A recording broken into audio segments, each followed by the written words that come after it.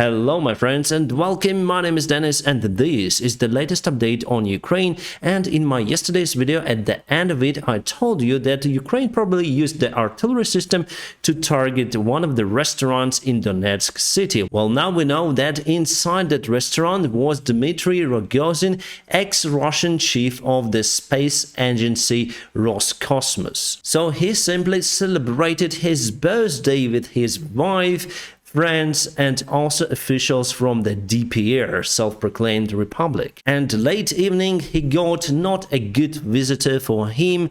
That Caesar artillery shell entered the room, as Russian officials say. Some of the people around the table lost their lives instantly, but Dmitry Rogozin got severe injuries in his buttocks, you may call it, or maybe ass. And yes, he was hit close to the black hole, and actually now his life in serious danger, because doctors in Rostov say that the injuries are quite severe and he's been evacuated to Moscow today for some sort of the surgeries. Probably he lost the precious part of his body. His wife was also delivered to the hospital, however she has no any injuries, except she didn't like the shock wave of the Caesar music. Why do I say about it in this joke manner? Because I hate that guy. He's the Russian Nazi, and he used to be the real Nazi from the very beginning, and after a while somehow Putin made him the chief of the Roscosmos, and actually he was anti-Ukrainian throughout his life, and he's just piece of shit. But honestly, I would not like him to die just right now. I want to see the trial, including Rogozin, Putin's circle, and Putin himself. And about the President Zelensky, he is in Poland right now. So it was the misinformation from some of the media resources yesterday saying that Zelensky also will attend United Kingdom, France, Germany. But no, he's flying back home because it's very important for him to be in Ukraine right now, because we have the war situation. And this is the military help from United States of America that Zelensky brought with him back to Ukraine. $1.85 billion. It's enormously huge amount. The most important here, I think, not just the Patriot systems, but the artillery rounds that Ukrainian army will get. I'm speaking about the artillery shells of 152mm, 122mm, and also tank rounds for 125mm.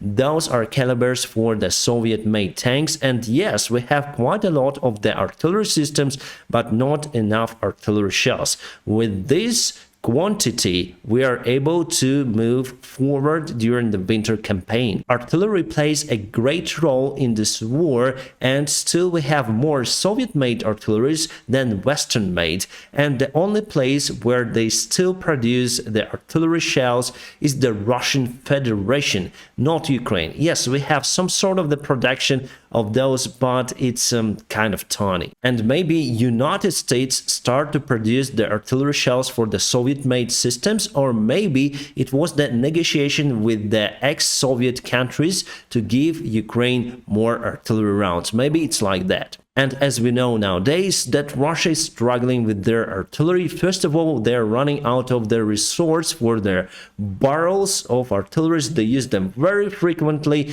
and they need to be replaced. And they still don't have enough infrastructure to do it very fast. And the second thing, that Ukraine was able to destroy many of the Russian ammunition depots on the front lines and behind the front lines with the HIMARS rocket artillery systems.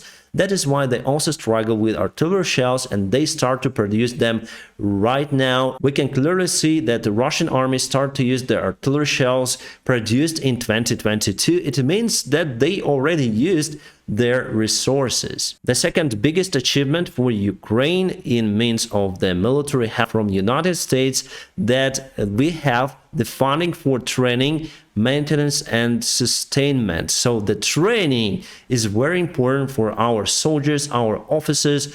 As we know, they went for the training to fly F-16s, they went for the training to United Kingdom with different instructors, also from Canada, Norway. Imagine the army with the military experience and the best training in the world this army will not lose for sure. And totally next year, United States of America agreed to give Ukraine the military help for $45 billion. It's the great number. It is comparable with the Russian military budget, where they put around $60 billion in 2023, but also have military help not just from United States but from other countries. So I would say the military budget for Ukraine and Russia would be equal for the next year. On the way back, President Vladimir Zelensky met with Andrzej Duda, the Polish president, and they have lots of things to discuss. Poland and Polish people helped to Ukraine a lot. Thank you guys for it. According to the Reuters article, Russians Wagner Group bought the weaponry from the North Korea for the war in Ukraine. I think that happened because of the recent sanctions that United States put on Russia.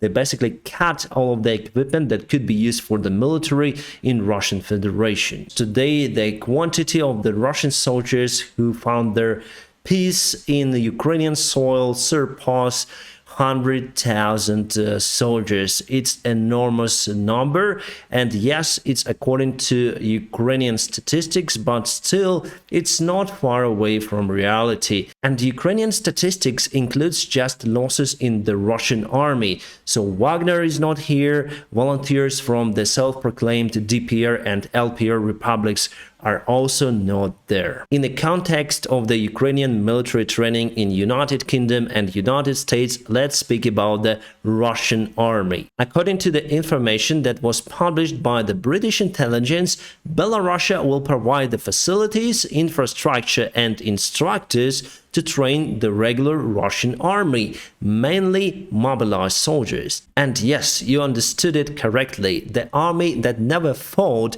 will teach the second army of the world to fight. A couple of the words about the Russian allies. China's largest shipping company, China COSCO, refused to transport Russian oil. Yes, and Greece is not the Russian ally, but nevertheless, Greek Alvin International, one of the biggest shipping companies, also refused to transport Russian oil. And that happened after G7 countries applied the price limit for the Russian oil. And as I say to you, Russia already lost half of their oil market. And today we also got awesome news that the trading price for the gas in Europe dropped below 1,000 euros. It's the great achievement. Nevertheless, Russia lost its pipelines, Nord Stream 1, Nord Stream 2, and also they had some sort of the sabotage on their gas pipes, but still price continued to drop, and Qatar plays a great role here, Turkey, Central Asian countries as well. Plus, United States will transport more gas to its clients in Europe. This is the biggest ship of Russia and the only air carrier that they have.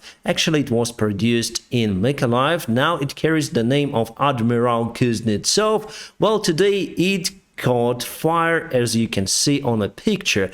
Actually, it's been on a maintenance for long 6 years, and it's not the first time that it catches the fire. A few years ago, it got severe fire and was almost destroyed by it. This picture shows the renovation process of the air carrier, and here you can spot some of the strange buildings. Maybe we have our sabotage team very close to that air carrier. Actually, I don't think that we should fight with Russia. We just need to export more cigarettes to their army, and they will do the job for us. About the military map, let's go to Bakhmut, my friends. There were some of the changes recently, but not big one, let's say. So few days ago, Russians still in this area. They took a couple of the quarters, but the fighting continues and they lose positions. Here they continue to keep them, and according to some of the information coming from the front lines, the Ukrainian army was able to push